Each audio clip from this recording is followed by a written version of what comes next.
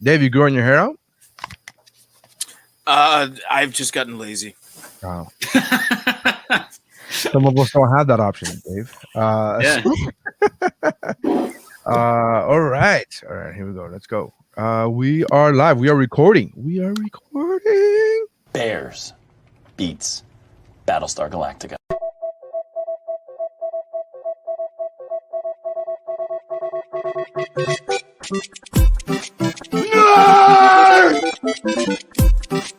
You really adopted the dark. I was born in it. Sounds like somebody's got a case of the Mondays. Bazinga. Two in the box, ready to go. We be fast, they be slow. Cool.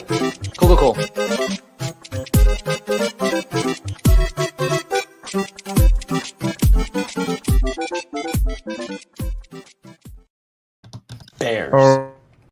And we're recording. Welcome to the Mt.Geekmore podcast, your favorite podcast where you come to watch, if you're on YouTube or Facebook, four people talk, debate, and argue over their favorite top four, MtRushmore, if you will, of their favorite pop culture subjects. Today's pop culture subject, as you could tell by either looking at your listening device, if you're listening to this audio version, or if you're looking at the video, it's on top of the screen. It's the MtRushmore of one-hit wonders of the 2010s. Now, for those people who don't know what a one-hit wonder is, a one-hit wonder is defined by Wikipedia as a single or a song released by an artist that broke into the top 40s, into at least the top 40. That is a hit. That is what's considered a hit here in America. There are many artists that can have multiple hits in other countries, but not in America. Because we are in America, we're counting one-hit wonders from the U.S. So I don't want to hear this shit about Craig David was fucking great, man. Wait, I was supposed to verify that. Okay. No. Yes, and I'm ending this. Go on. All right. Anyways, Oblivion.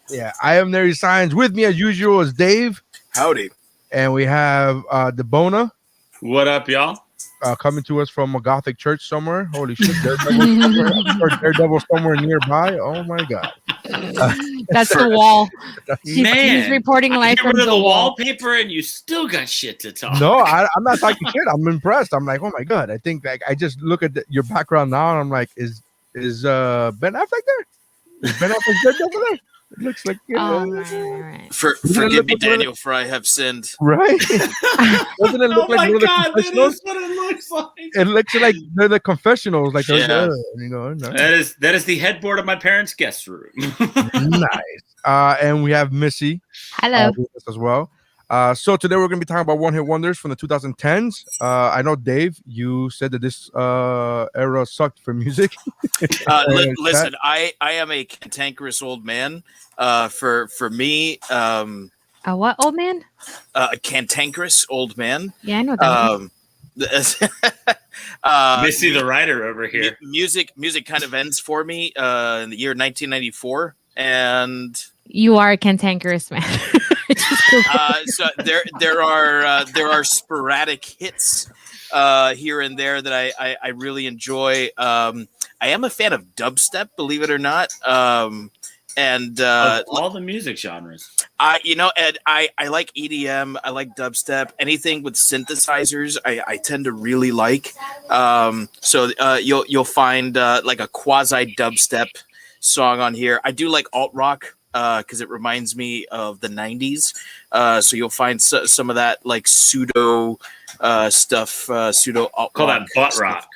There you go. Yeah, or dad rock, Dad rock, butt rock. Yeah, yacht rock, whatever you want to call it. Cantankerous, for the listeners, bad-tempered, argumentative, and uncooperative. Right, this should just be a picture of me. Don't No, steal your picture's next to contrarian. We've had No, his picture's next to pedantic. I think you guys could all decide, and then because this week we're doing the MtRushmore of things we call Nery. Ways to describe Nery. I don't think I'm gonna like this episode. All right, so How did you make your selections, Dave? I thought I just said so. No, you just said that you didn't like some kind of music. Begrudgingly. You didn't. Oh yeah, listen. I just went with I did a Google search. I said Siri, what are the top 2010s one hit wonders, and she popped up a couple of hits, and there before he knew. I picked the 4 that I could stomach. A few. There's 1 or 2 of them that I legitimately like. I hope they're in their top 2. Yes, they are. Yeah. No, there's some good stuff, but it is a lot of shit. I will say, and this is probably jumping to I'll get to you in a minute, Daniel. But I will say that I was looking to add more hip hop to my list because hip hop is my favorite genre. But apparently 2010s, I've pinpointed the time that hip hop died. And it was after 2010 because holy fuck, I could not find a single hip hop one hit wonder. What do you mean? There was party rock. Dude, I've got a handful that made honorable mentions and some stuff. Yeah, I could not find. I fucking tried. I went through YouTube channels where there was dedicated to one hit hip hop wonders of 2010s, and I still could not fucking find anything that I either A knew or B could fucking stomach because I was being cantankerous. That was my issue. There were a couple of songs that I was like, oh, I really like this song, but it was either from not a one hit wonder, or it was something that had charted, but it was not top 40, or it had charted on like a rock and roll chart, like like the Billboard, rock hits or whatever. So it was a little more difficult than I thought it would be to make this list. Daniel, how'd you make your selection? So I didn't just look at songs that I liked. Well, I'm not going to say I can't stomach the 4 songs that made my list. They're all fine. But I looked at how pervasive songs got, right? Like I looked at just how big they were as a part of culture in the year or the years after they came out. And I tried to let that influence. I did put a couple of limitations on myself. Like I only allowed myself one song that was related to a dance craze, because it's always easy to find, one hit wonders where the only reason that one song was popular is because of the dance that went along with it. So while I had 3 of those that made my short list, I did only pick 1 for my main list. And I DJ the school dances at my school and a couple of schools around me. I do a lot of Sweet 16s and stuff like that for friends' kids. And I just tried to think of the songs that I knew I could always get a pop with when I would play them. Pervasive. Oh boy. This is a new bit, guys. This is Spreading a new thing. wildly throughout an area or a group of people, especially of an unwelcome influence or physical effect. That is pervasive. All right. And we welcome you back to Words with Nery. And friends. And friends. Missy, I'm going to say and friend. I'll let you guys decide which one that is. Not it. So I went with songs that are fun. I find fun that are still on rotation. Like in one of my playlists, for sure this song exists somewhere. I don't consider these songs guilty pleasure, which I feel like traditionally one hit wonders are what? I don't have Taki Taki on my mountain. No, well, no. I thought about that and didn't say anything, but I read Steph nice. Mayer Senior's comment here and left. Letter P. Hi, Steph. Okay, so still on rotation. They're fun. I don't consider them guilty pleasures, and I just verified as you guys were talking, they were all in the top 40. So I checked off all of this. Nice. Right on. Apparently, I've become the yacht rock guy because every song that popped up on a Google search, I was like, "This song is amazing." I remember this song. This song was great, and we often talk about throughout previous episodes how some of you guys are like, I have 25 choices on my list, and it's hard to narrow down. And I'm always like, really? I found 6, and I'm always that guy. this is the list. Out of all the lists, this is the one that I'm like, man, I have like 15 choices. I don't know which ones I'm going to pick. And that's what this is the one that I've had a hard enough time narrowing down because I like all these. Is it safe to say like indie rock? Is it like is that like it's considered like alt rock? If some of the songs that I'm thinking of are what on your list, they're what are currently considered like alt rock. Yeah, every song of these, every one of these alt rock songs is literally in my playlist. Indie rock would be more Lumineers if they made your list. Sorry. But like but they are on my huge list. They just don't make the final cut, but they are, yeah. So like, but I think I might know at least one of the songs you're thinking of, and that's probably what's considered like alt rock right now. Okay. All right. So let's go. Oh shit. I'm fascinated by the fact that you had a hard time finding hip hop that you like though, because there are some really good ones. Not one hit wonders hip hop. There's one huge one. There's one huge one though. If you're talking about a dance craze, I don't do any of that. It's not. I've got a couple dance crazes, but there's one massive. Anyway, we'll get to it. Yeah. So I'm looking forward to it. I'm looking forward to being able to be like, oh yeah, I forgot about that one because as of right now, the only thing the only ones I saw again one hit wonders, and it became very difficult because I don't know. I'm sure featuring and like songs that featured other artists that's been a thing in the past, but I think in the 10s there were a lot of songs with otherwise nobodies that featured a very popular somebody. Yeah, well, and there's one major one, and I won't say it in case it's on anybody's list, that technically it's this person's song and they're a one-hit wonder, but the person who does all the heavy lifting is not a one-hit wonder. Yeah. I told you I was in for a battle. And that's the thing that it's technically like I googled a couple songs where I'm like, no, this is technically a one hit wonder. But we'll get to that if we get to that bridge. We'll cross that bridge when we get there. Let's go on with our number 4s. With the fourth pick. Number 4. Round 4. I'm in no mood for your wives' crack. Let's get it on. Let's get to some comments before we get to our picks. Jamia says, welcome back, Jamia. I know it's been a while since he's been. Jamia says, I need Nery to pick a song to trigger Missy. Just you wait. And Stephanie Mayer Sr. says he's pretty much guaranteed to.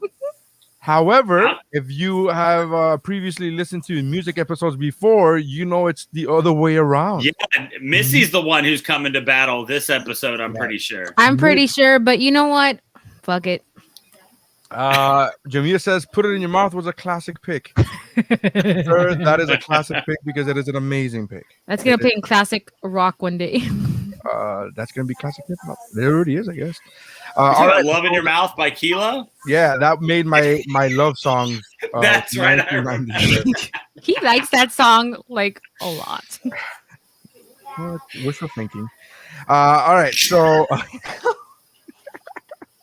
Why? Dave, hit me with your number 4, brother. Okay, so my number 4 is going to be El King's X's and O's. Mine too. Is it? All right. Honorable mention. That's which way it goes. Honorable mention for me as well. This is a song that when it came out was kind of something of a guilty pleasure for me because it's got like a 60s like soul rock blues vibe to it, but it was definitely like overproduced and very studio sounding, and I think it's aged really well. I gave it another listen today and I was like, man, you know what, this song is fucking fire, and she's got a great voice. I love her style, and the song is still a bop. And I think the only thing that kept her from really kept her from taking off was she came after Meghan Trainor, and I feel like Meghan Trainor had already started to like blaze that path with kind of that style of sound. And that while X's and O's was good, and I'm not necessarily comparing the two, I think that a lot of the trouble she ran up against was that she wasn't as good as Meghan Trainor, and that's who she was constantly being compared to. Yeah, and then they used it in that third in the trilogy, El Gigolo female El Bigelow female gigolo, and it was a third one. No, she's just Rob Schneider's daughter. Oh, Jesus Is she Rob Christ. Schneider's daughter? Yeah. Yeah, she is. Elle King is Rob Schneider's daughter. Yeah, Yeah. I just told my mom that today too, actually. Wait, like in real life or in the movie? No, in real life. In real real life, life. Elle King's Rob Schneider's daughter. Oh man, that must X's suck and to O's have is an by the asshole. biological child of Rob Schneider. I had no fucking idea that was. Is that real? For real? I'm Yes, yes. confirming. Who would Go- make go- up yeah, being go confirm. Rob Schneider's daughter? I don't. Parents Rob Schneider. Parentheses father. Wait. Can I try that joke again? I think she didn't go over that well because they featured the song in the third part of that trilogy, El Bigelow, Female Gigolo. Okay, no, it still wasn't that funny. All No, right. I got it. Look, it might have been funny if I weren't shocked trying to discover whether or not they'd made a third Deuce Bigelow movie. It would have been funny if I'm still not in shock that her dad's an asshole. Yeah. He's Fuck. an asshole. Oh, Is Rob Schneider an asshole? Oh, yeah. Fuck. Like on Oh. Shatner's level or just like a I've regular? never met Shatner, but I've worked with Leave. Rob Schneider. Leave William Shatner out of this. Yeah. He is notoriously a dickish to Hey, deal listen, with. I'm only. I I speak can what only I know. speak from my experience with You him. paid him And to be nice to you. Bill Shatner was a sweetheart. Oh, he told you to call him Bill. Billy. Billy. Shatner? Billy B. Billy Boy. That's what he said. Listen, man. Yeah. Rob Schneider's a dick. He was. Yeah. Okay. All right. Story- I've worked with him a couple times. He got on me for not tucking in my shirt, and I'm like, yeah, I'm fat. We don't tuck in our shirts. And he was like, people are here to see a show. Tuck in your shirt. And I was like, no. I just said no. I was like, yeah. And then the fucking host started tucking in his shirt. I'm like, yeah, I'm not fucking tucking in my. I'm like, who the fuck? It's like. They're here to see a show. Tuck in your shirt. I'm like, yeah, they're here to see good comedy. So how about I'll tuck in my shirt when you start writing good jokes. Bazinga. Yeah, he's a fucking dick. All right. Anyways, moving on. All right. Wait, hold on, Missy. Did you have X's and O's talk? Yes, I did. Thank you, Devona. I did have it as my number literally what I 4. was about to ask. Hey, did I hear right that you also have it at your number 4? That's a good way to clean up your mess. So X's and O's is like, Dave, I listen to the song regularly, so I didn't just re-listen to it today. Like it's on several of my playlists. It's a fun song. Yeah. And it's cheeky, which I really much enjoy. And I really wish that she had more music out there to enjoy, more stuff that was mainstream, because for all intents purposes she could have released more music. It just hasn't been on my radar because I listen to a lot of 90s. Yeah, it's just a fun I know, shocking. It's just all my plaid shirts are dirty, guys. That's why I'm wearing this one. Yeah, it's just a fun song, and fun in the radio, fun in the shower, fun at a karaoke bar, just fun all around. So that's my number 4. And it was she did a duet with, maybe it's Blake Shelton, boo, called like What Country Girls Do or something like that. It may not be Blake Shelton. I may be completely wrong. All those, No, all Country those- Girls Do Blake Shelton. yeah, exactly. No, but all those not current anymore. male country artists sound the same to me. Yeah, now he's banging Gwen Stefani, so good for him. I can't. He's married Yeah. to her. I can't throw dirt on that dude's name. I don't think he's banging her. They're married. All right. So that's Jemiah, I'm not deep in thought. I was just double checking all my picks because I didn't do it earlier, making sure that they all qualified. Jeremiah says Dave was deep in thought, and he says also I'm glad to be able to catch a show. I miss you guys. Oh, thanks, man. I miss you too. All right, so Debona, what do you got for your number 4? My number 4 is it's a song that it's one that I'm not necessarily a huge fan of, but like I said, going back to my criteria of it being pervasive and it being something that just everybody knew when it came out. It peaked at number 6 on the Hot 100, and it burned very bright and fast. It's What Does the Fox Say by Ylvis. Yeah. This is not it came out in 2013. This is not a song that I'm necessarily a huge fan of, but for the very short time that it was around, it was massive. it was so big when it existed. And this band is from, I'm going to go Scandinavia. I'm not going to try to name a country, but I think they're from that area. And I think that even in like their home country, they only had one other song that charted, but this is the only one that charted in America. But this was a song that you couldn't go anywhere without hearing. You couldn't say anything without somebody somehow finding a way to make a reference to this damn song. And it was just all over the freaking place. This was one that was very much a product of the internet taking something and running with it, and that creating success. And it's one of the songs that I think has been most successful because of that. It was almost, I think it was a joke, right? That anybody ever liked the song, but then according to Wikipedia, it says the genre of this song is EDM, and I guess this is a genre of music. It's called novelty. I thought novelty was well, yeah, I didn't know it was a shot. Like Pac-Man Fever is a novelty song, right? Like it's a song from like the 70s about people loving Pac-Man. That song, and then I got high. It's like a real song that charted. And that song, and then I got high. That's a novelty song too, right? That's considered. There we go. Song? Yeah. So party all the time, but that's a legit good song. Yeah. But anyway, it was I don't know. It was honestly, I don't think it, like, I think it's one of those songs that now people go, it's not going to be anything that's going to be in rotation now. But when you're looking at the era and the songs that made an impact, like the how big this song was at the time, I don't think can be denied. So that's why I've got it at number 4. It's What Does the Fox Say? But like I said, I never even know that I heard it said out loud. I say Yelvis. Well, so I'm on the Wikipedia page, and it says that this comedy group produced and created the song and the video to promote their TV show in Norway, and it just took off. It just took off. You were very, very close. I was very close. They're like cousins. This was by that much.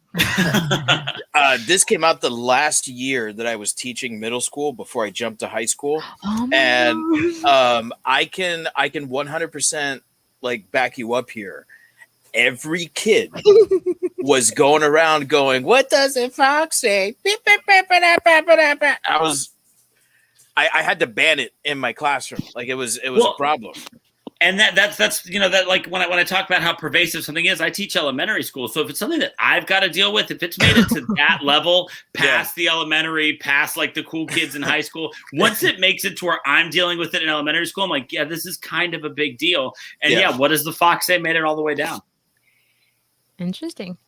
Stephanie Mayer Sr. is commenting saying, why is it that song feels like a 2003 hit instead? Because it was so out of time that none of us actually remember when it came out. I was surprised to look and see that it came out in 2013. That thing is a third grader now. That song is a third grader. That's why it feels like it was 2003. And the music video looks like it could have been shot in the 70s. Yeah. Yeah, it was the aesthetic they were going for. Yeah. Yes. All right. So Solid pick? What does the fox say? My number 4 is by no means, it's probably the best song on my list. But the reason it's at my number 4 is because it is a duet with a person that is with an artist that is a legitimate one-hit wonder. Here it comes. And the other person is the opposite of one-hit wonder. It's like Superstar. Fucking hit is a fucking banger. So my number 4 is Shallow by Lady Gaga and Bradley Cooper. You can't hurt me, so fucking go. Why would I want to? This is not the one I thought you were going to pick when you Me brought neither. that up. But go on. Hey, hang on, Daniel. I got you. Why would I want to hurt you? What the fuck are you talking about? No, go on. Anyways, this song is phenomenal. It's fantastic. Again, probably the best song on the list. And it's only squeaking by on a technicality because Bradley Cooper, because it's a duet. It's not Lady Gaga featuring Bradley Cooper. It is a straight duet. So it is one hit of Brad Pitt and Lady Gaga together. Bradley Cooper. Bradley Cooper, sorry. Bradley Cooper. Well, Bradley Cooper doesn't have any other song that cracked the top 40. Yeah, no. I'm with you. Whether it's on his own, right? whether it's on his own or with another artist, he only has one song that made the top 40, that cracked the top 40, and it's this song. By far, I think it's the best song on my list. However, because if it's on a technicality, because it has Lady Gaga, who's made 1 billion hits, it's like I can understand. Like my wife did not see this as legitimate. She was like, "This is not a one-hit wonder." I'm like, "No, I think it is. This is on a scale." I didn't, only because just my train of thought was it was part of a soundtrack. It wasn't like a musical project, so that was its own thing in my But head. it charted. Yeah, It did. If it charts, I think No, it counts. I found that out 25 minutes ago. But what I'm saying is that's why I didn't even think of putting it on there, because it just wasn't not. It didn't fit my rules. But I get it. I'm a fan. But I love the song. And if Love you the movie. no, if you watch the video, But tell them why. No, stop. Tell them why you don't love the movie. okay, so I think the movie is an incredible movie. I think it's an amazing movie. That's not what the question here is. The statement is, do you love the movie? And it's not. I don't. Right. Because Why? I don't love movies that hurt me. I just don't think that's. I don't.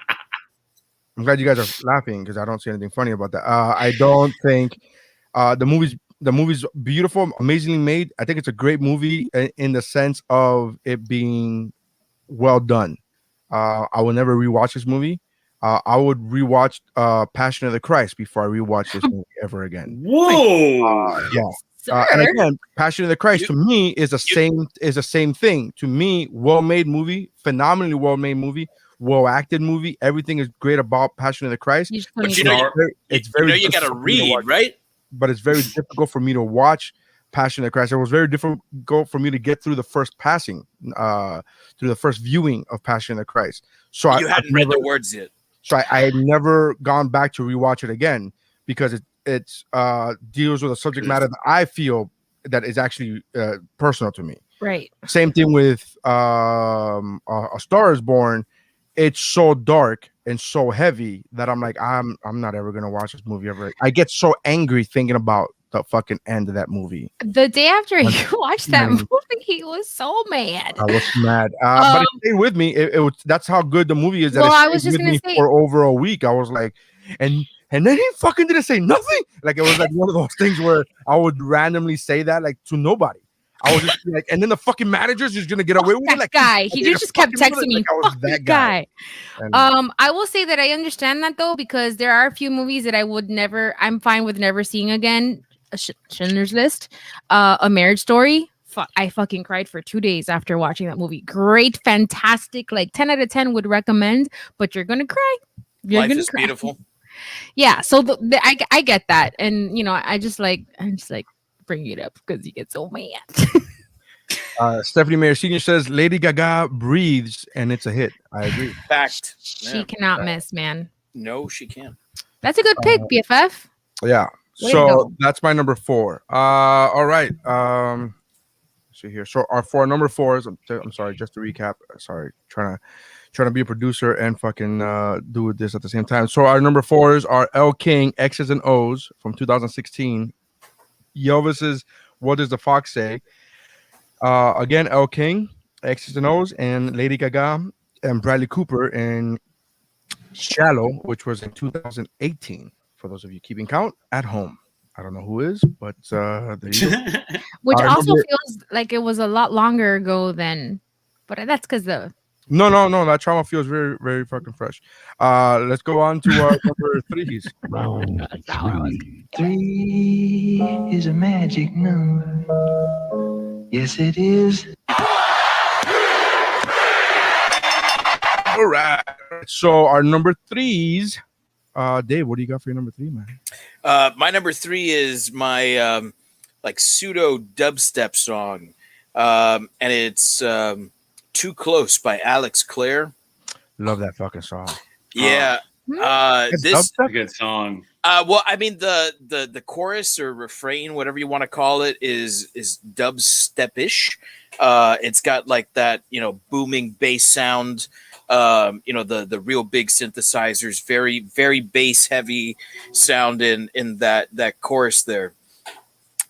This is a song that blew up after it was in the Microsoft commercials that aired all throughout the 2012 Olympics. And before then, it was kind of like an okay hit, and then it just exploded after that. And it's one of those songs where like it's not particularly upbeat.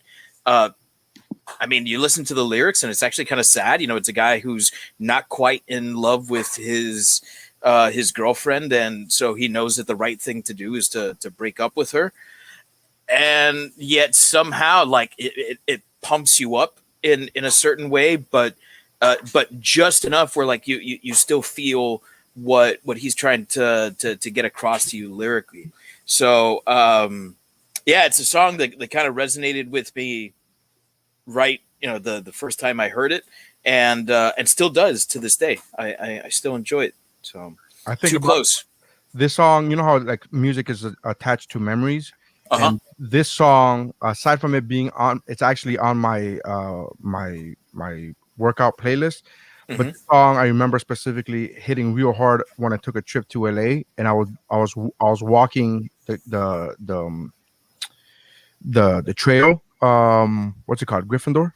And then the Griffith Park. I was just making a joke. I was walking Griffith Park, and I remember this song coming on a lot during those walks. And so this song, for some reason, when I hear the song and I hear it often, it would be California pops into my head. I don't know what's a thing. Fun. So I like the song. It was on my not so short list. Yeah, Hot 100 charted at number 7, and Top 40 got to number 4. Yeah. So legit hit here. Yeah. Well, you said Too Close, and I mean he went to next. And that dirty ass song. That'd be too. I was like, too close. No, I that was wasn't. like, sir, That wasn't the 2010. All Same right. thing. So Too Close by Alex Clare. DeBono, what do you got for your number 3? For my number 3, this is my one dance craze song. It is not my favorite of the dance crazes, but it is definitely the one that that was the biggest. Hit number 6, I believe, in the Hot 100.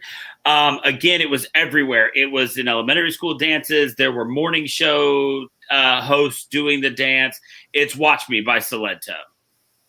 The Whippin' Nene song, if you're not familiar with the title being the name of the song is "Watch." Gotcha. Yeah. Okay.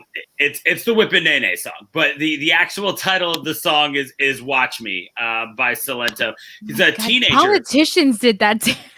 Yes, it was everywhere. Like this song is when I realized this song was going to make my list over one that I'll mention in my honorable mentions, but don't want to say in case anybody has it. This is when I realized that I was going to pick the songs that, like I said, that were pervasive. And this song seeped into this dance seeped into every bit of culture that there was. Like I said, the whitest of white, like talk show hosts were doing this crap. Ellen like did it. not just your Ellen. Like, Ellen got Matt Damon to do it. yeah, For see, like charity. your Ellen, she's gonna do that type of stuff, but like Hoda was doing this shit, right? Like this hit like a whole new level of like suburban mom, like knowing, oh, I know that rap song, like that type of thing, right? And it was Bop. it was just everywhere. It was everywhere, and you couldn't like. This was the type of thing where kids were just walking down the hall, like doing this crap. Like it was just nonstop. You could not avoid this song for so long. I want to say 2015, 2016 is when this was big. And like I said, it was just like you couldn't avoid it. It was a simple dance. And I mean, honestly, there wasn't even much of a song to it. All he did was reference other dances. Like, and then there was his own that happened in the chorus. But the kid singing it is like 15 or 16. I mean, it's not like anybody expected much out of him. So for this one thing to explode the way that it did was just incredible. And so, like I said, there is actually, of the 3 Dance Craze songs I considered, there's one of them that I really, really like that I think is a much better song. But this is the one that I think is more deserving of a spot on the mountain because it was a bigger deal. Cool. So it's "Watch Me" by Salento. I disagree with that, but we'll get to that some other time. When we get to the honorable mentions, I'm sure you're going to mention which song. I don't want to say it in case somebody else. I think we're talking about the same one, but yeah. Yeah, but I mean, one of them was done by champions. All right, so Missy, what do you got for number 3? So my number 3 is "Cake by the Ocean" by DNCE or Dance. I don't know. Missed it by that much. So good. "Shallow" took its place, but this was going to be my number 4.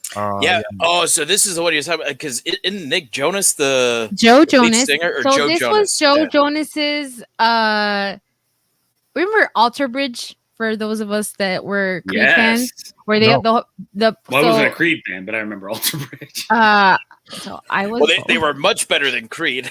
I was a fan of both, but this was Joe Jonas's moment where he's like, okay, well, I'm gonna find my own music, my own band, and do my own creative project. And then Nick was like, guys, let's get back together. And he's like, okay, and just left. and that was but also don't throw shade on Nick like he didn't release Chains and that shit wasn't a banger. No, I'm not. I'm saying that but see, the thing is that Nick Jonas had multiple hits off of that album. Nick is the alpha. It's when Joe was like, I'm gonna make "Cake by the Ocean." Like, that's cool. You want to come back to the group now? And they're like, "Yay!" But okay, so first of all, "Cake by the Ocean" is a fun song. It's still on rotation. Legit. It's about fucking on the beach.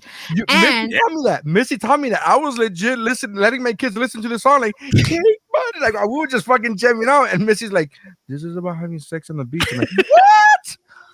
Joe Jonas. So it's a fun song. I think I don't know where it charted. Honestly, guys, I didn't do that. I didn't go that far in my research. But Let's find out. This is a banger, man. And 2015 was great. It was 2015, but I don't know where it charted. But I do know it was top 40 when you guys were talking earlier.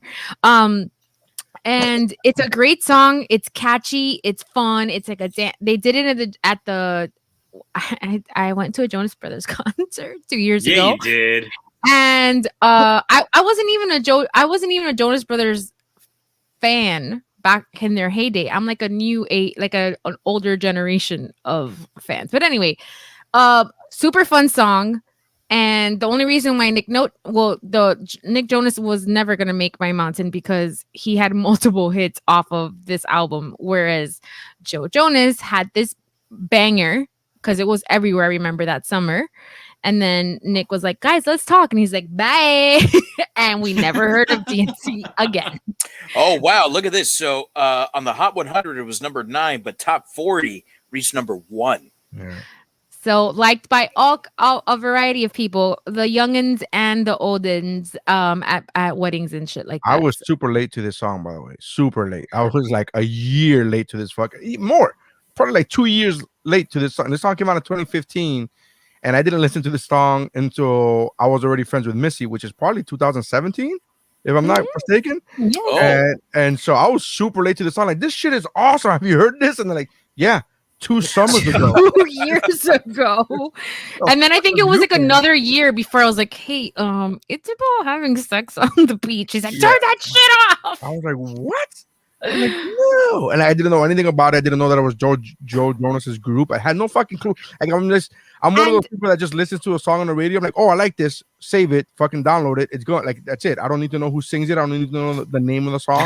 Yeah, he's not like that. Good. But I will say that it's not just on rotation like in like my world, but it's still like if you throw it on, if you put the radio on, oh yeah, it'll still pop up on like your top 40 stations though, not like the hippity hop cool stations. But it's a fun song. It's a bop. It's a bop. I love that song. It was gonna be my number 4 until "Shallow" came about. So I'm with you, BFF. You're off the my number 3 is gonna be Vance Joy "Riptide."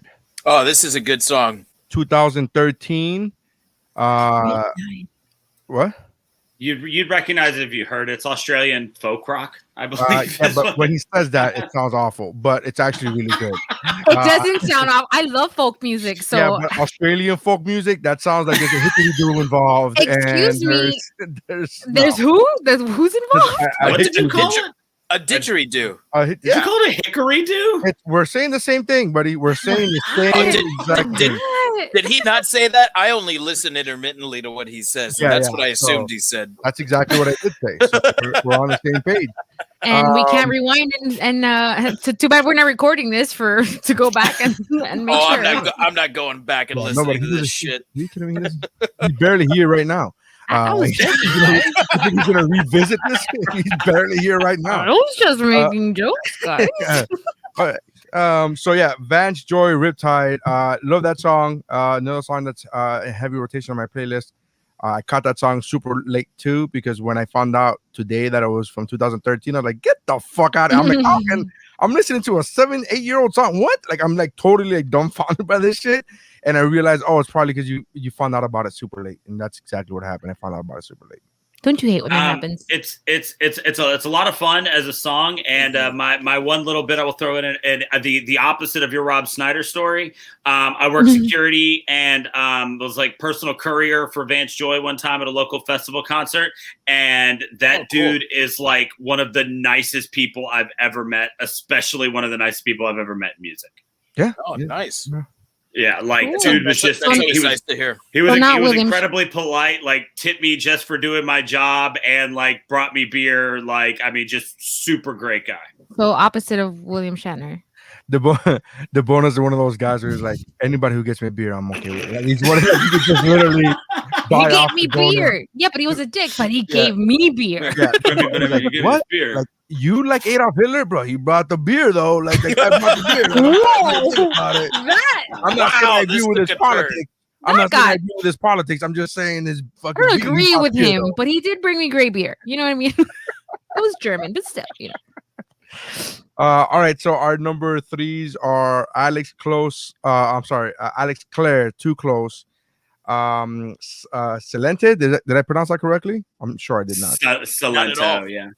And which is Watch Me Nene, and DNCE, Cake by the Ocean, and Vance Joy Riptide. So those are our number. Hey Nery, before we go any further, can you like boot me out and bring me back in? My Say no more, buddy.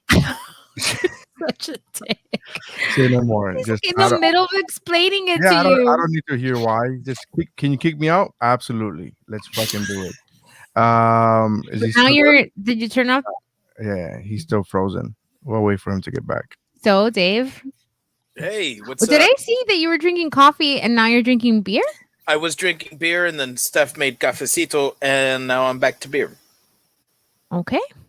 Respect.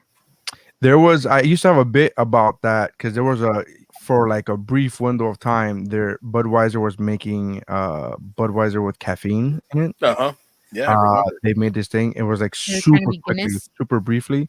And I had a joke and I thought it was super fantastic. I mean, great. So now the drunk people are going to be up all fucking night. This is before they started doing Red Bull and vodkas. This is like right before that time frame. And I remember one time I did that joke in El Paso, and apparently there's a Budweiser factory in El Paso. And the guy, like I said the joke, and people laughed, but the guy in the front was like, it got discontinued. Like he knew all the fucking backstory for the fucking beer. And I was like, oh, well, thank you for that fucking history lesson for the joke. Like, wait, but he legitimately, I made fun of him then. I was like, oh, you killed the joke. But he legitimately killed my. Like I could no longer do that joke in good fucking faith because I was like, I don't feel comfortable saying that joke because I know the truth that beer no longer exists, so I can't fucking do it anymore. So he legitimately killed that joke. That sucks. But quick question: would you ever think about putting cafecito into the beer? Oh, there are Guinness. there are some microbreweries here that do it. And it's really, really good. I mean, those are I'm literally mentioning two things that I don't like the taste of. So to me, it's like, oh, would you ever think about putting shit in fire? I'm like, no, I don't like. No. Fan of coffee, not a fan of beer. I've tried to become a fan of beer, but I can't stomach it. Like I just don't like the taste of it. Coffee, I love a lot lately. I can drink beer or coffee almost all day. Are you the kind of It's coffee amazing. drinker that you can have like? Well, I guess you are. That you can have coffee now and then go to sleep after we're done recording, and like without a problem. The moment my head hits the pillow, I'm asleep. I'm so jealous.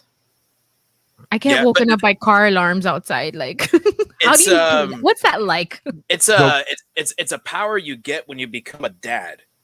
You can just fall asleep anywhere. Okay, so I have to have a whoopsie now. Just to I get got that power when I got super fat. Because sleep apnea is like you. If you want to go to sleep anywhere, that's like for real. you could just fucking. I mean, I used to make fun of my in-laws. I used to make fun of my mother-in-law, which is not fat at all. She's like super thin, but she falls asleep at the drop of a dime. And I used to make fun of her for that. And then I got to the point where I was so fat, where I was like, man, I can't wait to watch this movie. I've been waiting, and just be fucking done. And I'm like, what happened? What happened? And my wife would wake up and be like, yeah, you're like missed the first 30 minutes of the movie. You took a half hour. To those of you watching and listening, the bonus having technical issues, so we're waiting for him to reboot his computer. He just sent a message. Nery said, "Oh, okay, all right." I didn't know. That's where he said his computer crapped out, so he's just rebooting.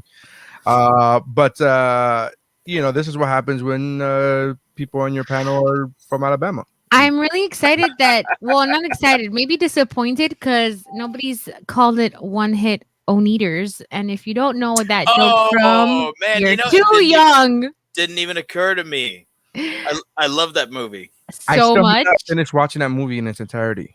Oh, it's so good. Like 2 months ago, I went through this. It was like 2.5 months ago. I went through this Tom Hanks thing where I was going through all his movies. Most of them I either not most of them. Most of the ones that I saw I either hadn't seen yet or had not seen in like 20 plus years. Right. So I went through this whole thing, and then that one just missed. It missed the rotation. It missed the. All right, we're back. There he is. Back with Father DeBona. My laptop just completely freeze up like that. DeBona. Did you ask for forgiveness from the Lord? From the Wi-Fi Lord? Yes. Lord? All right, so we're back. So let's hit our number twos. Round 2. Dose, the sequel to Uno.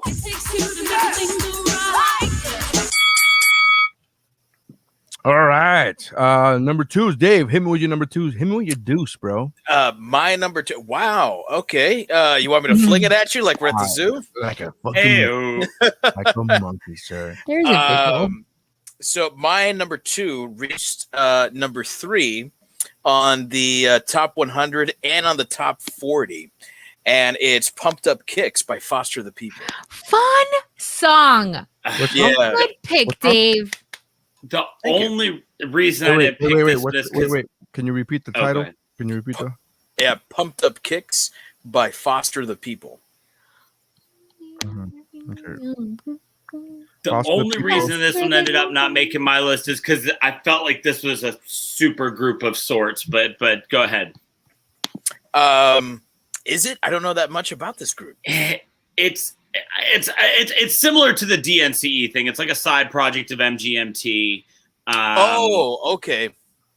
And so, but I've got no problems with you making your list. That's just how I talked myself out of putting Pumped Up Kicks on my list. I think it's a great thing. Well, it opens up another spot for you. Yeah. So, this is a song that our group of friends, so like Missy, we've known for just about forever. And so this was a song that we would play just about any time we got in the car. We'd put this song on.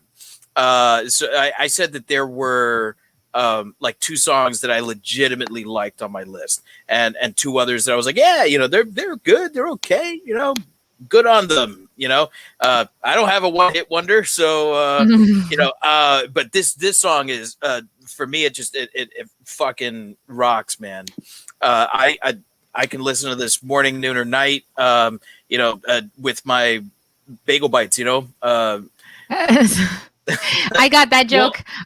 Well, yeah. My favorite thing about this song is the fact that the lyrics and the music are so diametrically opposed. That's part of why I like it. it's such a fascinating view into pop music, and the fact that like Blues Traveler and Hook, doesn't matter what you say, right? Like as long as the song is catchy, and it's literally a song like about a school shooting. Yeah, but the music doesn't match the lyrics, and it's such a bizarre. Oh, I know, that's what I'm saying, right? That's like I said, the lyrics and the music are so diametrically opposed. It's such a fascinating introspective into what pop music can be. Mm-hmm. I always thought that, I mean, number one, I think it's intentional, because to write music, to write a melody that is totally at odds with your lyrics, takes effort, because your natural inclination, and now I'm speaking as a musician, your natural inclination is to have your lyrics and your music match. Right, because the song is supposed to be cohesive and send a message, right? But if we look at what school shootings have become in this country, where it's like, oh, those poor children, those poor parents, right? Lather, rinse, repeat. Thoughts, right? Thoughts and prayers, and yet nothing gets done. So what the fuck happens on Capitol Hill? What the fuck happens with the NRA? What happens with activist groups? Ultimately, everyone puts on a smile. They go to some sort of ceremonies to honor those who have died, and then we go about our lives. And that's exactly what the music is putting out there. And yet the lyrics are telling us this other story, a darker story. And I think that it paints the true picture of what mass shootings are like in this country. I think it's artistic as hell. I think that it's catchy as fuck. Like, you're gonna sing it no matter what the hell it's about. And I didn't know any of this. Oh yeah, no, it's a very dark song that and like I said, it very much paints a picture of the fact that that mass shootings are popular culture. Not popular as in like people like them, but like popular them, in the fact that, right? that it happens. It's in our zeitgeist. Zeitgeist. There we go. That's a good word for it. I didn't know any of. Okay, so while he does that, I didn't know any of this. I didn't pay attention to the lyrics. I think this song for me is fun because it brings me back to our friend group and all the different memories we have of just enjoying the song. Dave's youngest sister, at the time was infamous for like massively ruining lyrics to songs, and she did wonders with this one, where it became its own thing. And actually sometimes wonders or wounders. Oneaters. And so that's my affection to the song. I didn't realize it was like this political like the statement. The kids with the pumped up kicks are the rich popular kids, and so they better run from his bullets because he's had enough. Mm-hmm. It's coming together now. You have to have money to have pumps, right? Like, those are I the get rich, that. popular kids. I get that. I shop that playlist. I know about the rich kids and their pumped up. I got it.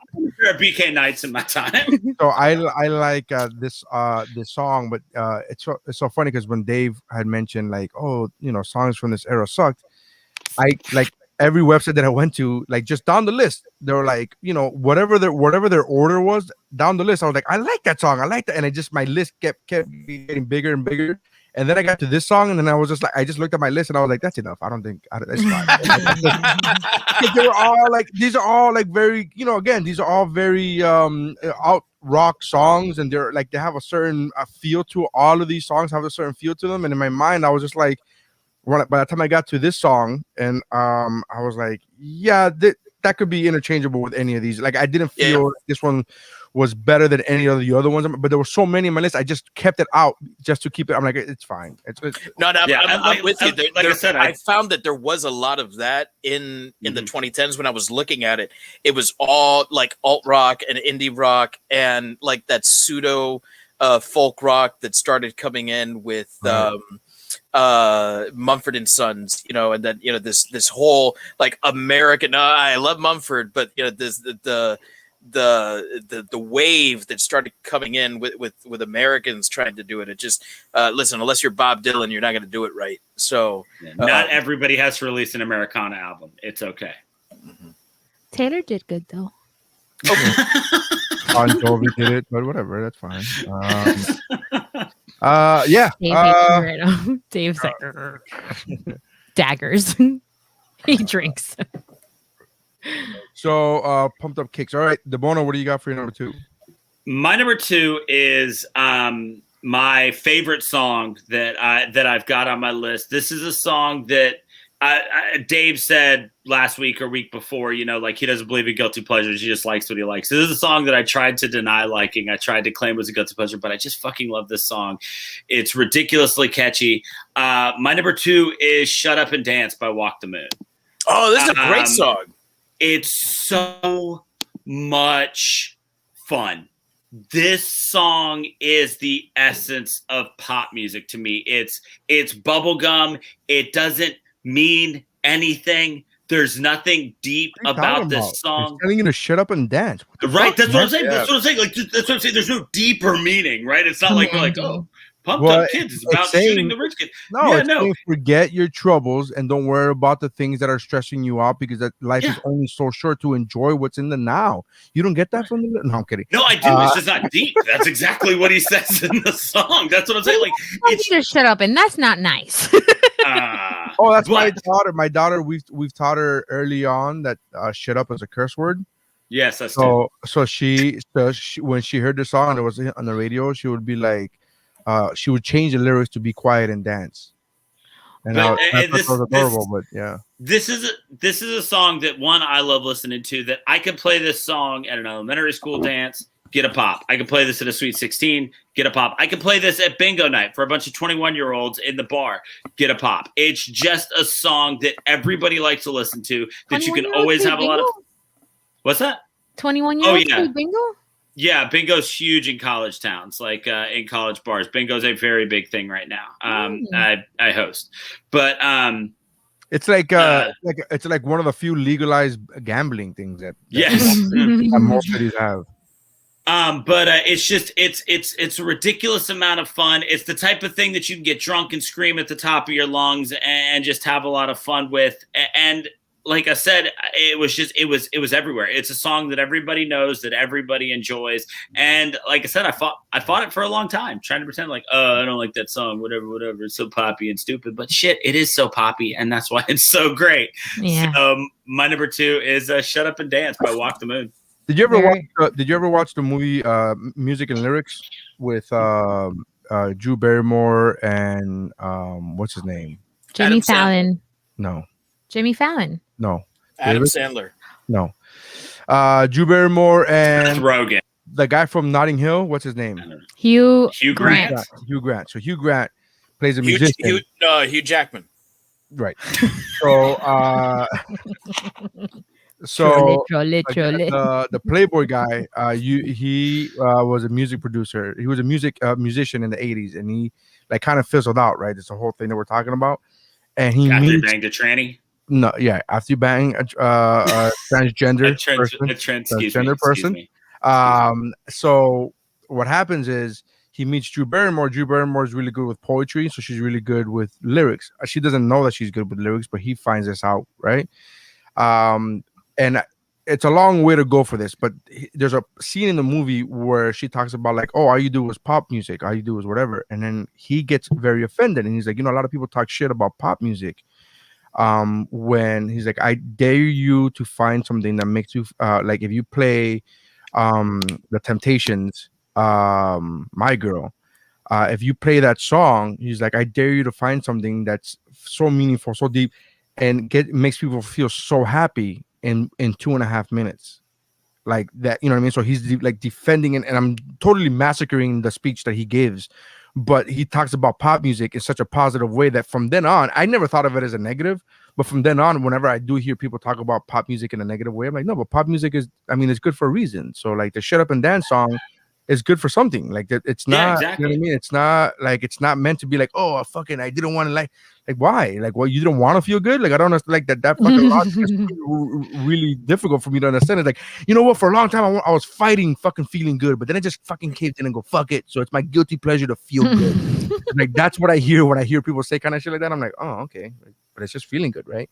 So for a long time, I've always been into pop music myself, but for a long time, you know, you come a certain age, 19, 20, you know, your early 20s, people go through your iPod and be like, you fucking listening to NSYNC, bro? And I was like, yeah, fucking great. I was like, I never ashamed of it. I was like, yeah, I fucking love pop music. And then I remember saying this one time to a friend of mine. He goes, well, way to fucking kill that fucking butt. Like, he's like, I took all the piss out of him for like, oh, I can't make fun of you for this now because you've owned it. I'm like, I don't know what to tell you. Pop music.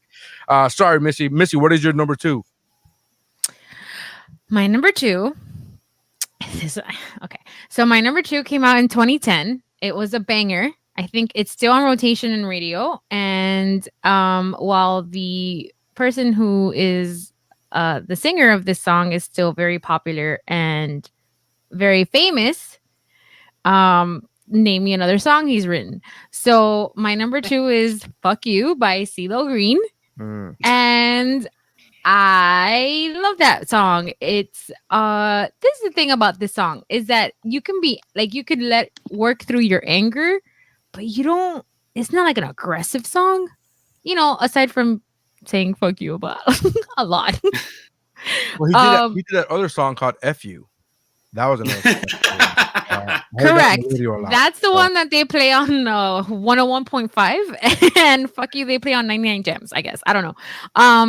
This song is so great. It's a banger to this day. It's still in rotation. Like it just checked off all my criteria that I invented for myself. I did expect a lot more pushback from you guys because he is still very much part of pop culture. Well, to be fair, you haven't given us much of an entryway to give pushback. Yeah. I was waiting. Does that mean I'm making good picks? Or is that no. Just you haven't stopped talking about the pick. Also, I have nothing to say. I feel not one way or another about CeeLo, I can't bring myself. I get that as like a solo artist, CeeLo. This is CeeLo's like one hit, right? But like that would be completely ignoring "Crazy" by Gnarls Barkley.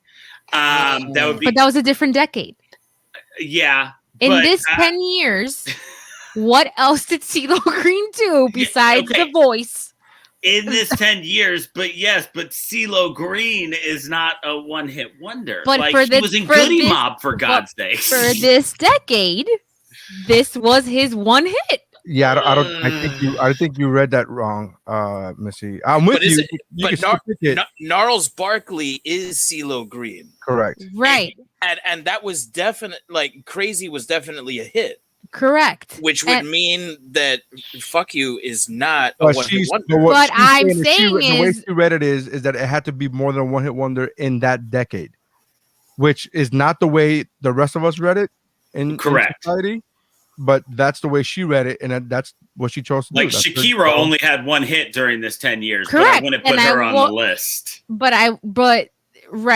I think that I didn't want to put her on the list because Shakira's had a long-standing career of multiple albums and hits. Not in this decade, though. I was getting there.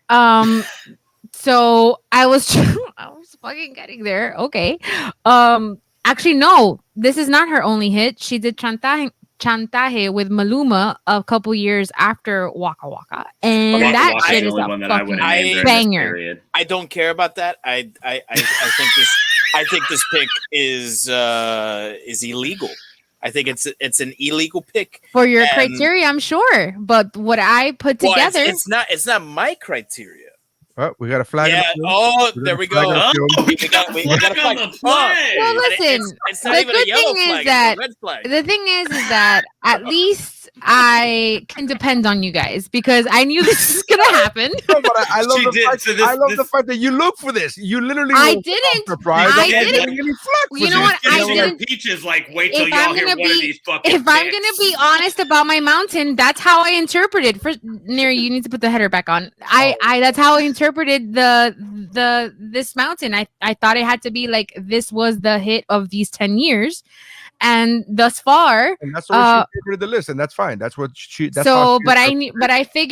I figured at some point I was gonna step on some dog shit, and here we are. So we haven't even gotten to my number one yet. So I'm not gonna say that you should take the pick back because I think you make a legitimate argument for the wording. I do too. But I think that for someone who called Nery pedantic earlier, I think you're being awfully pedantic about the wording. yeah, it's contagious. And the nomenclature here when this clearly doesn't fit the criteria. Sure. Although it is a great song, it's a fantastic song. I mean, I can't knock the pick except that it shouldn't count. I like. I don't hate it. It's just completely invalid, and you should be ashamed of yourself. Oh yes, no, 100%. But it's a fantastic song. I just like the cockatoo.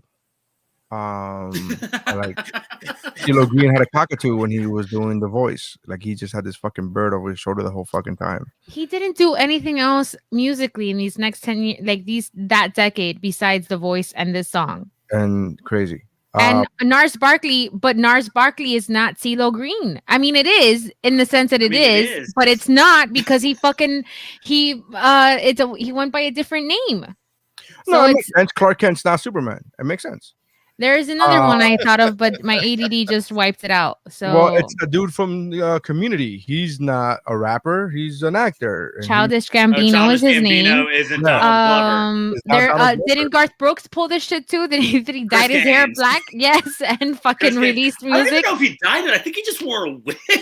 I hope that he did it. I hope that's true and not the other thing. Because I want to say that one time he hosted SNL as Garth Brooks and was the musical act as Chris Gaines. I want to say that happened. It was it's a different identity, so it's a different catalog of music. It was like the John and Kate +8 haircut, but black. Yes, it was the Karen before the Karen became a thing.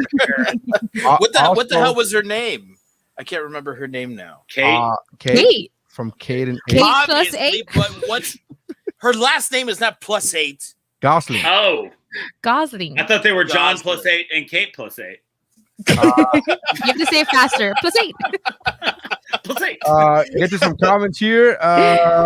What does the crowd say? Are they on my side? Says, I'll take this as my trigger moment. I'm not triggered because I knew it was going to happen, but go on. Go off, Jimmy. I honestly didn't. I thought I expect to get more shit for my number one. So here we are, kids. But I don't know. That's how I interpret it. Number one is, and I've been waiting for somebody to pick it. It's not Despacito. It's not. That's not the one I've been waiting on. But Despacito. Right. I'm going to disappoint you.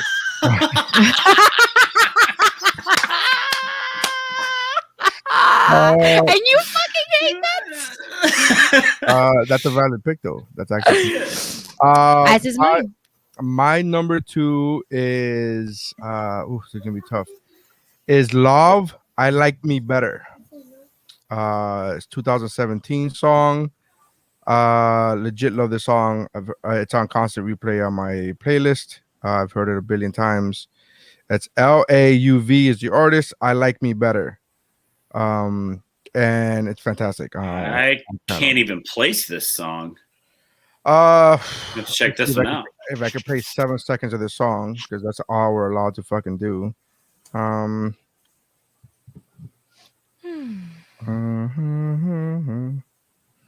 It is.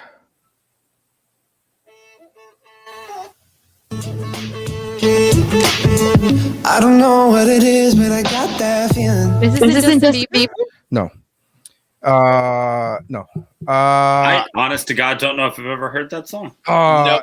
Legit love this song. It's a great song. Well written, well done. I don't know anything about the artist because, again, 2017 was a good year for me as far as finding music.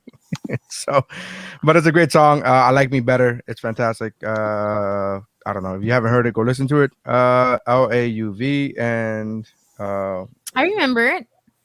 I just never really paid attention to it. So that's it. So our number, let's see, our number twos are Foster the People, Pumped Up Kicks, Walk the Moon, Shut Up and Dance, CeeLo Green, Fuck You, Love, I Like Me Better, LAUV. It's just love, right? They still pronounce love, LAUV. You still pronounce it love? I would, yeah. All right, so those are our number 2s. Let's get to some honorable mentions. Dave, what do you got for honorable mentions? So I mean, I struggled to find 4, but I'll mention a song that I don't consider to be this band to be a one-hit wonder because they're still really big in the EDM circuit. However, the song itself is the only one that has charted in the top 40 and the top 100, and it's "Sail" by AWOL Nation. The song's fucking fantastic, and it's given us so many amazing YouTube videos. And another one that I don't think got to top 40, but was in the top 100. Skrillex's "Scary Monsters and Nice Sprites." Fucking love that song. And that's about it. He'll never stop being Sunny from first to last to me. DeBono, what do you got for your honorable mention? My dance craze one that I actually really like, but I don't feel like it was as big as Watch Me is Teach Me How to Dougie by Cali Swag District. That one, that song, I love that fucking song. I listen to it on a regular basis. I love that one. Icona Pop, I Don't Care. I feel like took over the world for a very short amount of time and was everywhere while it was there. Yeah, I remember that song. It had Charlie XC on it. Yeah. So that's another one that was helped by who was featured. Rude by Magic is one that was all over the place for a little while, had a nice fun groove to it. And then the two hip hop ones, Nery, that if you were looking for hip hop and you may not have just thought about it or maybe you didn't know, was Nasty Freestyle by T Wayne. That song was really garbage. Hot fucking garbage. And he owes all that fame to he was on that, what's that app that was 7 seconds long? Vine. He was a Vine star. That song is hot garbage. I wouldn't call it hot garbage, but I mean it's not garbage. It's not amazing. And and then Green. Bobby Shmurda's song that I cannot say the name of on here. We'll just go with Hot N-Word. Was Bobby Shmurda's one hit before he got tossed in jail, and it was. But I mean, it was huge. It was absolutely huge. Yeah, I stick with what I said. Okay. I'm good with what I said. Missy, honorable mentions. I've got Cheerleader by Felix John, but the remix, not the original. Still great pick. Billionaire, Travis McCoy. Yeah, I want to be a billionaire. Yeah, he was also the lead singer of Gym Class Heroes, though, that had a hit. So that one. But that's his. This is a solo project, right? Or no? Yeah, I know, but that's just another one, like the CeeLo Green thing. Like it's weird for me to pick Travis. No, it's not the same thing as a CeeLo Green. This is actually two different things. It's a band, and a solo artist. This is actually. So is Gnarls Barkley and CeeLo Green. It's the same argument I made 5 minutes ago. Tables have turned. I'm gonna go ahead and answer Jemiah's question here. Chocolate Rain was in 2007. Another YouTube sensation. So I got Cheerleader, I got Billionaire, Harlem Shake. Remember that shit, guys? That's a song that I thought you were talking about, and it's a much bigger song than the Nene, I thought, because everybody was making a fucking Harlem Shake video. Everyone, including the world champion, the NBA world Miami champion Heat. 2012 man. Yeah. So everybody. And then my last honorable mention was Somebody I Used to Know. Somebody that I used to know. Somebody. What? All right. My honorable mentions are. Oh, right. My honorable mentions are Portugal the Man. I Feel It Still. Old Monsters and Man. Little Talks. Little Talks. Oh man, that's a good pick. I forgot about Little Talks. This almost made my fucking list, and it almost went to the top, and I just had to push it down because it was one of the first ones that I saw. So I just kept going down. Jemiah, that is the third. Sorry, Jemiah, that is the third one I was talking about when I was eliminating Dance Crazes. Yeah. Was it American Author's Best Day of My Life? That song is on constant replay. It's on my workout playlist. I fucking love that song. Ready Set by Love Like Whoa. Those are everything else on my list has been mentioned before by you guys or before or one of your picks. All right, so let's go to our number ones. Round 1. This is your last chance. After this, there is no turning back. Do it! Do it! Come on! Come on! All right. Number ones, Dave, what do you got, man? My number one is Somebody That I Used to Know by that is Gautier featuring Kimbra.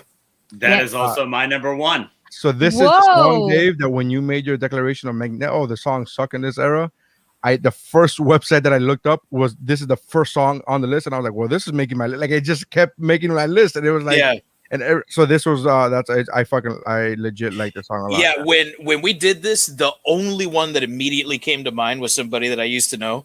This song is the reason I suggested this topic. Yeah, this is I'm pretty sure that my Mr. Hamilton, my grandmother knows this song and knows all the lyrics to this song. That's how we've used that word pervasive so often in this episode. That song just permeated the entire music scene. It was on every radio station, in every Went to car. number one. Yeah, I mean this is the epitome of what a summer hit is. Someone who we've never heard of before just suddenly appearing on SNL. And it's like, whoa, who the fuck is this person? I've never heard of them, and then you're blown away by it. I absolutely love this song. Couldn't tell you another fucking hit by Gautier or any of the other songs. Up until you said his name, I couldn't even fucking tell you how to pronounce his name. Yeah, same. I was like, G-O-T-Y. Because he didn't have any other hits. This one went to number one on the Billboard Hot 100, won a Grammy for Record of the Year. Yeah. I mean, it was everywhere. This is a song that is still parodied on kids' shirts in Walmart. And shit like that. It was just absolutely everywhere. It was a song that everybody was singing. It had that really weird and trippy, Peter Gabriel-esque music video, where he was like half painted and he hit those weird notes. You know, it was that thing that just caught your attention immediately. And it had, there's a simplicity to it. Yes. Where like it's pretty much just like guitar and xylophone and like a little bit of other percussive instruments, and that's it. You know, it's almost as stripped down as something like Losing My Religion, and it's a long song too. You know, by radio standards. You know, not talking like Dream Theater or anything like that. But this is why it's my favorite song to play at a strip club. It's either this or American Pie. You're getting the most for your money. Bang for your buck, man. No, keep fucking dancing. The song's not over, lady. Yeah, we're only 12 minutes in. You keep this shit fucking going. Yeah, this song, like when I suggested this, it's because I had I'd heard the song in a commercial or on a TV show or something, and I was like, what year did that come out? And I went and looked at it, and then I was like, what did that dude ever do? Nothing else? Interesting. And like I said, this song is really why I suggested this topic, because it was the type of thing that even people who don't like the song, even people who don't listen to the radio, they've heard this song somewhere. And even if you mention it, and yeah, like Nery said, I didn't even know how to pronounce the guy's name. But you hear the song and you go, oh, I didn't know it was a guy until I saw the video today. But everybody goes, oh, I've heard that song. I don't know where, you know, I don't know anything about it, but I know I've heard it.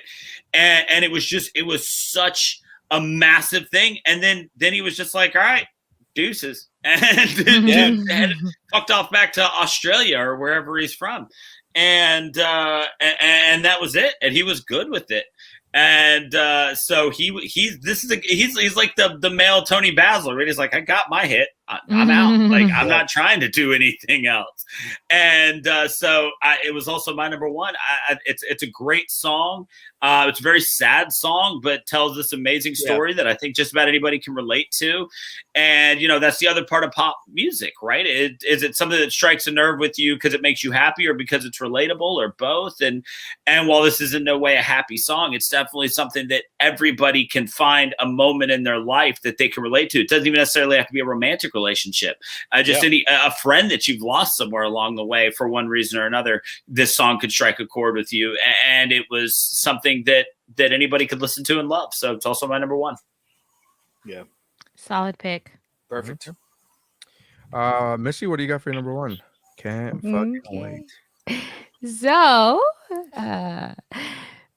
yeah, I do have a will. Okay, so my number one has on Spotify has close to 1.4 billion streams. You cannot tell me without Googling, you cannot tell me another song that this person has like created. Okay, it's because he's a producer who somehow managed to get his name put on this song while getting one of the hottest pop artists in the world to sing it That's for not him. what happened, Jabona. Wait. Is it because I don't even know what this pick is, but just making sure, is this person under a different artist name somewhere else? No, I know exactly. I have no idea what's going all night for somebody to make this pick. My number one is Uptown Funk by Mark Manson, and it features Bruno Mars. It features him. Uptown Funk is a Mark Ronson song. I knew somebody was going to pull this off. That's horseshit. That's a Bruno Mars song. That's a Bruno Mars song. Time out. It's not a Bruno Mars song. Time out. Debona, did you think I was going to pull this shit? No, I knew somebody would. You had your money. If you had to put money on one of us pulling this shit, did you think it was going to be me? Yes, I did. Because I know you're a Bruno Mars guy, right?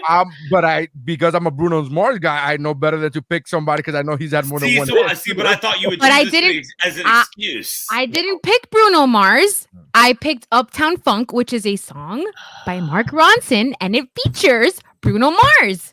What other song has been? What other song has Mark Ronson done? Well, he's a what other song? He's a DJ and a producer. What other? Exactly. But he didn't even do this song. Yes, he did. That's the argument, is that he didn't even do this song because it's he's literally just producing the track. It's on his album. You know what? Let's go ahead and give him credit for Nery's pick of Shallow because he wrote that. No, hang on a second. Let's also give him credit for Rehab. Amy Winehouse. Okay, that's not his record though. Yeah, but what we're trying to say is that he wasn't on the song. He just credited. Yes, he was. He's not on the song. What does he sing? What line? He doesn't sing. What line does he do? It's his fucking record.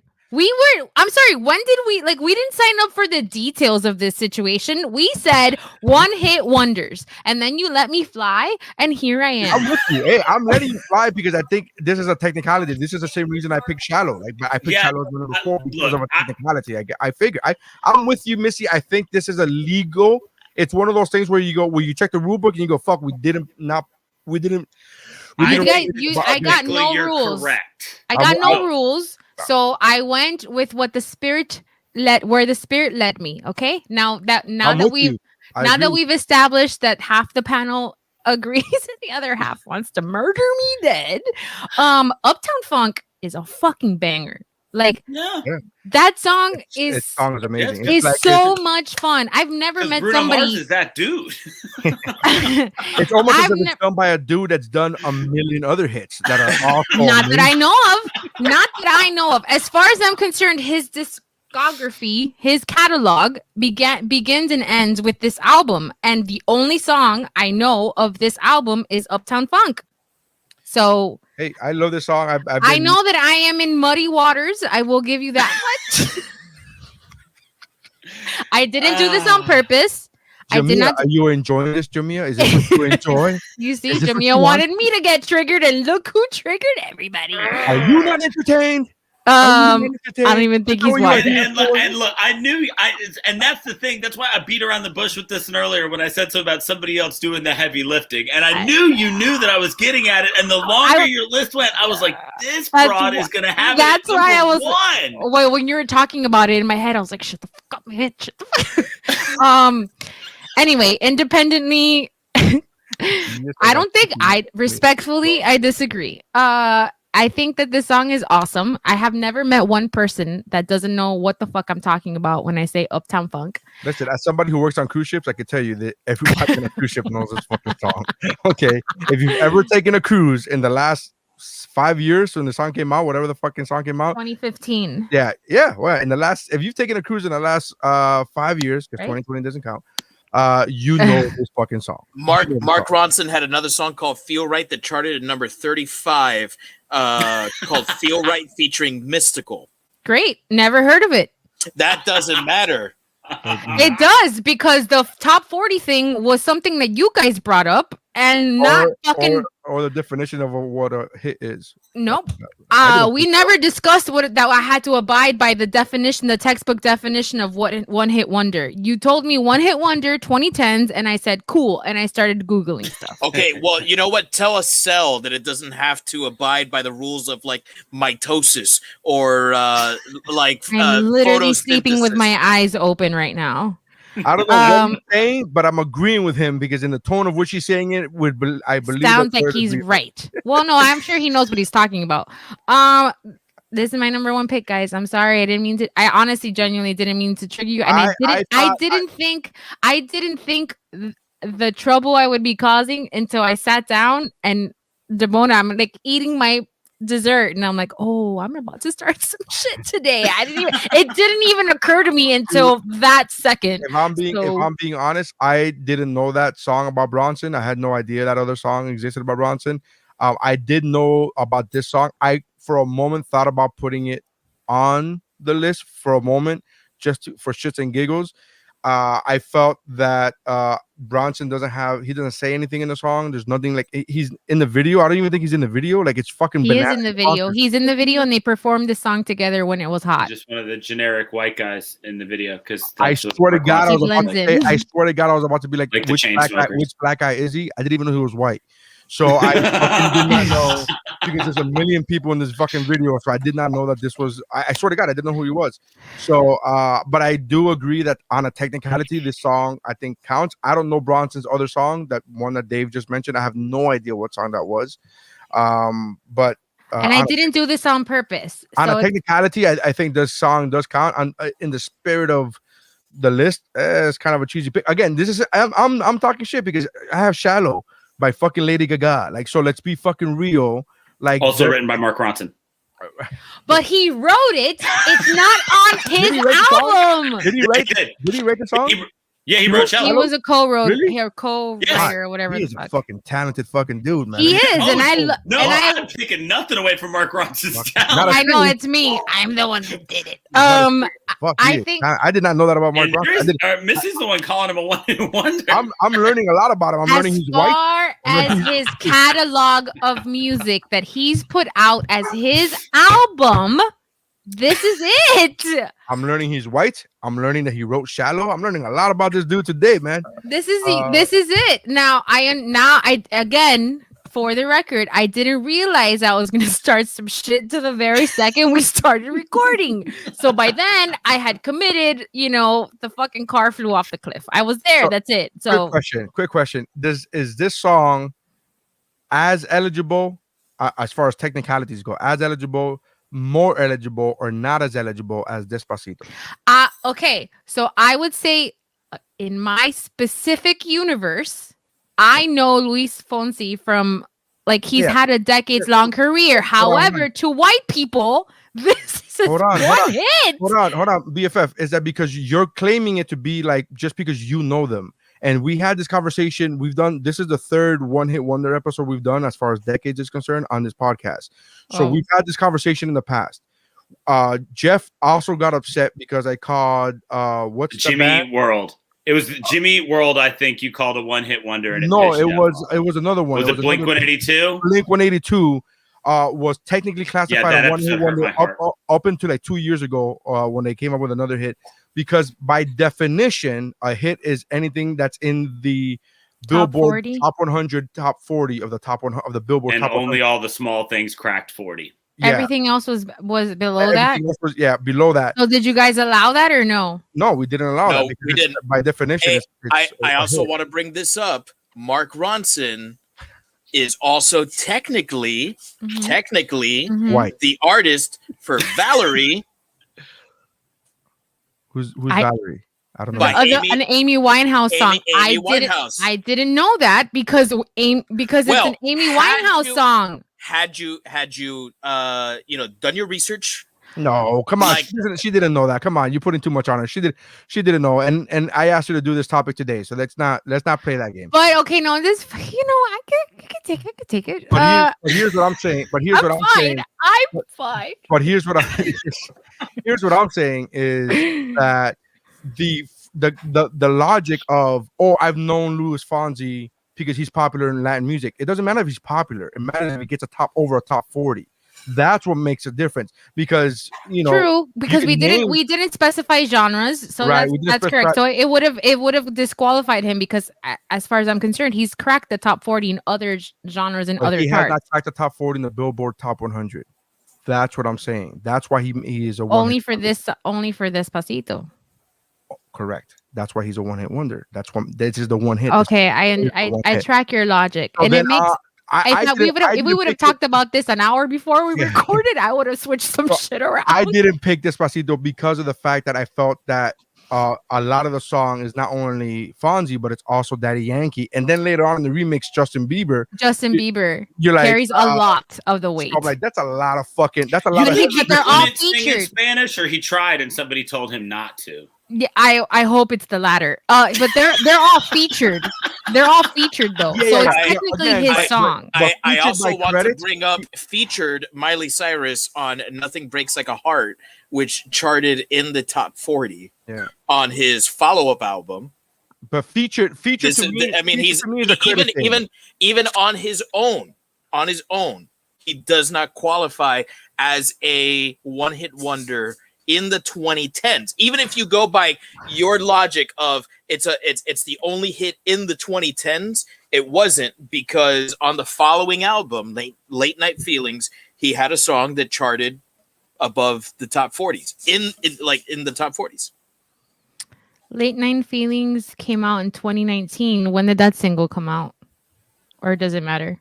I mean, November 29th of 2018. If it matters. I mean, I don't know. I've never heard of that song, so I don't know. Neither have I, but it charted. Okay, well, this is all, again, remember my criteria in the beginning, an hour and a half ago? I said it was fun songs. It was songs that was still in my rotation, that they're fun, and I don't consider them a guilty pleasure. I didn't cheat. I just didn't do my research. I didn't know that we were abiding by all of these guidelines. We're all simmering down, and Jamila's like, here's some more lighter fluid. I don't think Missy cheated. I just don't think she did her due diligence. But where I think that the last song technically counts, this one doesn't. Okay. It's not. He's not a one-hit wonder by your own rules. Right. You know how well I'm gonna sleep tonight, though. Just the same, so it's fine. I know. Not at all. I didn't. Correct. It's fine. I'm fine. Again, I knew. I'm gonna reiterate for Jamia specifically. I knew I was gonna start some shit when we sat down to start and we started talking, and then the top 40 thing came up, and the more we progressed in the episode, I was like, I'm gonna fucking step on something, but it was too late and I couldn't do anything about it. So here we are. Is Gautier somebody that I used to? Wow! Mark Ronson had two songs that charted off his follow-up album. Dave is now a Mark Ronson fan. Okay, he's doing a thesis on him. He's doing a thesis paper on fucking Mark. What's Ronson. Find You Again? Find You Again, featuring Cuban American singer Camila Cabello. When did that come out? That came out May 30th of 2019. Still in the 2020s, madam. I've never heard of that song either. Neither have I. It is a good song, but I had no idea it was a Mark Ronson song. That I'm right and you're not. Right. No, I think you didn't really have to work that hard for that to come across. I was just having fun. There is nothing more. And see, for me to have fun is to make sure I'm right. Right. And for me to have fun is just to have fun the traditional way, which is just to have fun. No, so, I can't do that. It's something in my DNA. There's like I get that. I get that. Right. Yeah, no. Listen, Dave and I have been in each other's lives for almost 20 years. I know what I'm doing. By those parameters, I know this dance. By those parameters, how do you have fun as a married man? How does that happen? I have to drink my water now. This helps a lot. Like I have fun only when I'm right. I'm like, so you never have fun? Like how you spend your whole life never having fun? That's why he's so adamant on being right here. And everywhere else, probably. Here I can make salient points and people listen. I didn't say only. I think you did, but okay. Anyway, right. So that's it. Play it back. This. All right, we love you. So we're gonna go ahead and say Gautier, somebody that I used to. No, that is not my number one. Do not censor me. This is not Russia. No, you have a number one, but it's disqualified. By sure. So all right, and if you say so. No, exactly. I haven't mentioned my number one. Like we've gone way over the 5 minutes. Well, because Dave needed to make sure that he beat me with the truth, and now he's finished. So now I guess with his permission, we can move on. What we're saying is, what Dave is saying is, back and to the left. Back and to the left. He's just fucking killing this topic over and over and over. No, it's fine. I don't care. Go on. What's the number one, BFF? I care. All right. You can disqualify by any means. I don't care. I'm one person. Listen, guys. There is no crew with dynamite and fucking hammers and fucking chisels ready to carve out a mountain in real life. This is all for. Oh fuck! I have to send an email. There's no crew. It's not like somebody's like, so do we put the fucking song on the mountain or not? No. Doing that. Does Bruno Mars go up here or what? It would be Mark Ronson's face, not Bruno Mars's face. He's a white guy. Oh fuck! We got to change this up, man. All right. All right. So. What's he look like? Doesn't matter. He's a white guy. He's a white guy. Just fucking put generic white guy. G-Eazy, Mark Ronson, same guy. My number one, not that anybody cares at this point, is Nico and Vine's "Am I Wrong?" 2014. Fun pick. Actually, I remember that song. Actually, not a number one pick because their pick from this.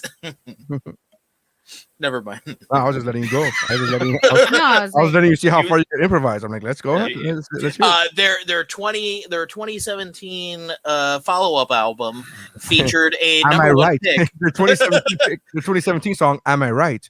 Is no 2014 that song is so much fun. Yeah, "Am I Wrong?" Yeah. I enjoyed that song a lot.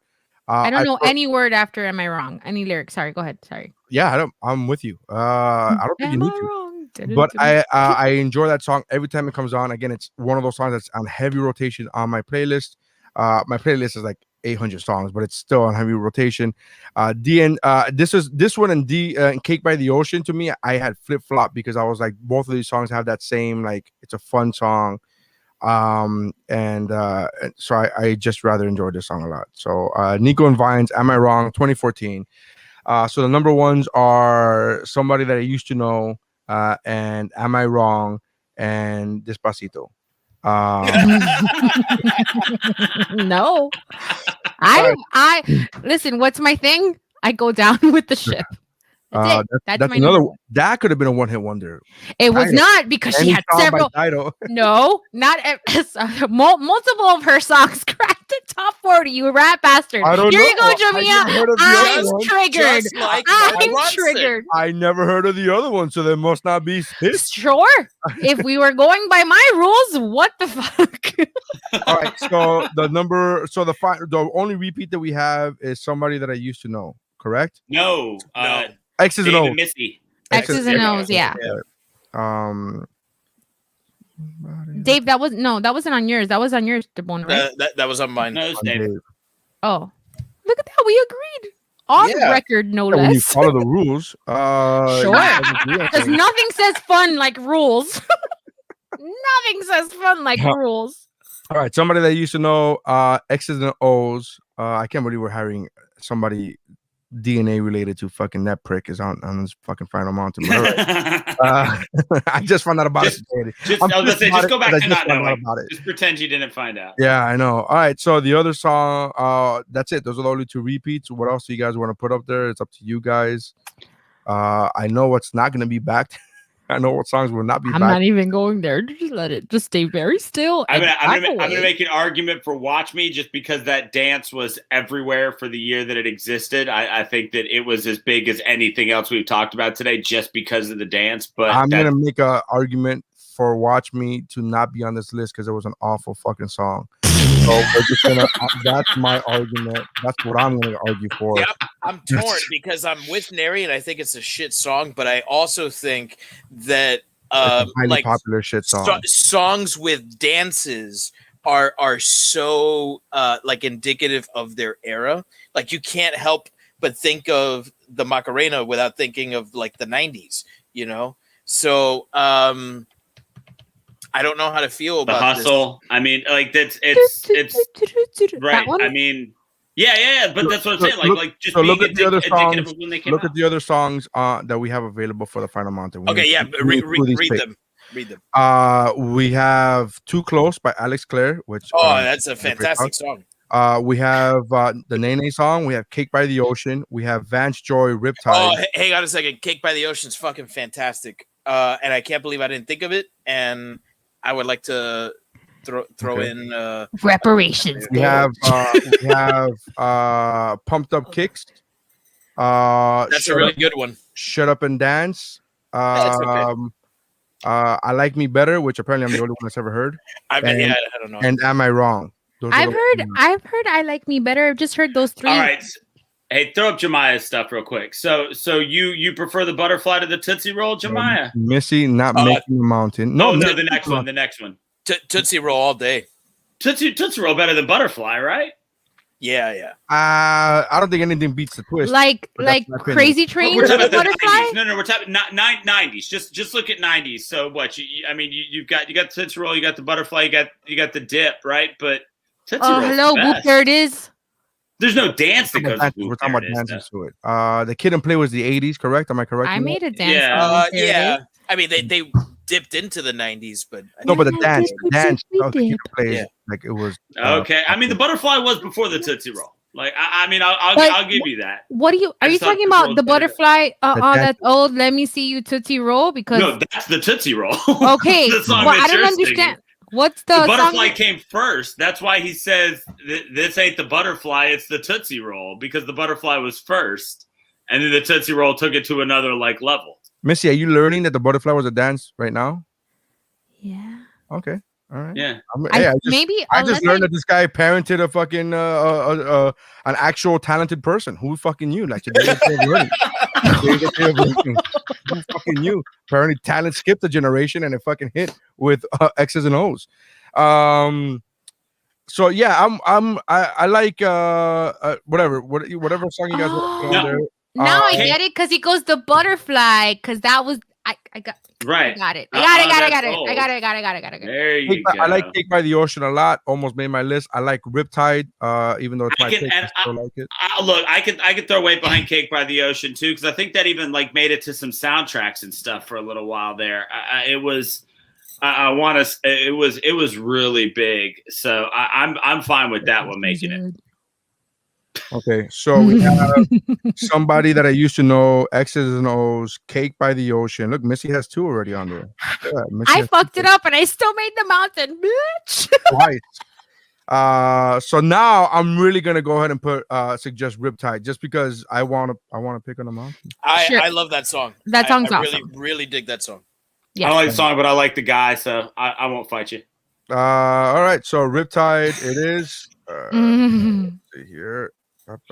Vance Joy. So we got the Final Mountain is somebody that I used to know, X's and O's, Cake by the Ocean, and Riptide. I got 2 on there. Me too. I got 1 out of pity, but I'll fucking take it. No, that's not a pity pick. That song. I like that song a lot. Actually, I should have put Shallow because not for nothing, but that fucking song Slaps I mean, Your you know, Feelings. I'd support Shadow. Slaps Your Feelings. That's I was gonna say Shallow Slaps, and I'm like, no, Slaps Your Feelings. That's all it does. No, Slaps Your Feelings. it's a good ballad, independent from No, it can't. It's not independent. It's fucking tied to the hip of misery and pain, and that song is beautiful and a misery. If you guys ever want to watch, go to YouTube and watch Kevin James and put Kevin James Shallow, and he does this thing where first of all, Kevin James's YouTube channel is phenomenal. It is. He does a lot of green screen acting with movies that already existed, and he puts himself in there as the sound guy. So like the first one that I ever saw him in was he was on the quote unquote he was on the set of Braveheart, and Braveheart's giving the speech, and he's the sound guy, and he's like, "Oh, we have a plane, so we need you to just do that whole all over again." And then you could barely hear Mel Gibson in the background. He's like, "We can't hear any. There's nothing. We can't hear." So Mr. Gibson, we're gonna have to ask you to do that all over again. Doing this whole thing, and it's very funny. And then so he does a bunch of the movies like that, and then he gets to A Star Is Born, and it's him and Bradley Cooper singing along, and he's trying to entice Lady Gaga over to the stage, and he's like, come on, like fucking, and like the screen is done so perfectly that it looks like he was actually in the fucking movie, and it's hilarious and great at the same time. So anyways, thank you guys for checking us out. Make sure you check out the other podcasts on the Geek Bro Network, including Better Let Me Tell You, including the What's Up Bro podcast, which is going to be recording live tomorrow at the time of this recording, including the other podcasts such as The Dose of Ellie and Chow Like at Best with Mike Valdez. Dave, do you want to make the announcement now, or do you want to hold off on that announcement? We're bringing Shiver back. Yeah. Yeah. So look for a new episode, maybe this month, maybe next month, sometime soon. Yeah. So Shiver, a horror movie podcast, is coming back. So I'm very excited about that. We talked about Shiver a couple of episodes ago when we were talking about the zombie movies. Shiver is a podcast that I feel that, again, it's not even I'm just really fortunate enough to be part of the fucking part of it, because it's not my podcast. This is David's baby, and I very much enjoy I support it. I would like Shiver even if I wasn't on it. So that's how much I enjoyed that. I think it's a great podcast, and I think everything that we do is awesome. And I highly recommend Shiver just because of I know that when it comes to reviewing movies, like these are the guys you want. I just scary movies are not my jam. Oh no, I'm gonna put. I will like and retweet. I will not watch the movies you talk about. Yeah. Well, that's high praise from both of you. Thank you. Yeah. So make sure you check that out. Go to geekbro.net. Again, that's geekbro.net. Check that out. Missy's writing is at missywrites.com. Nope, not right now. Just catch me on Instagram at Missy the Writer. I don't have a website, but I'm writing on my Instagram for now. So that's where you can follow me. I also have a Tiki Talks, but I just stitch stuff. I'm not that funny. I'm trying now. I just did like the first couple of real TikToks a couple of days ago, today, and then like 2 days ago. So I'm trying my hand at TikTok. It's a whole new muscle I got to learn. So go with me. It's Nery Science Comedy on TikTok. Everywhere else is at Nery Science. Thank you for checking us out. Go to whatwashisname.com for the videos or the stand-up there. And that's how lists are made, incorrectly or correctly. It doesn't matter.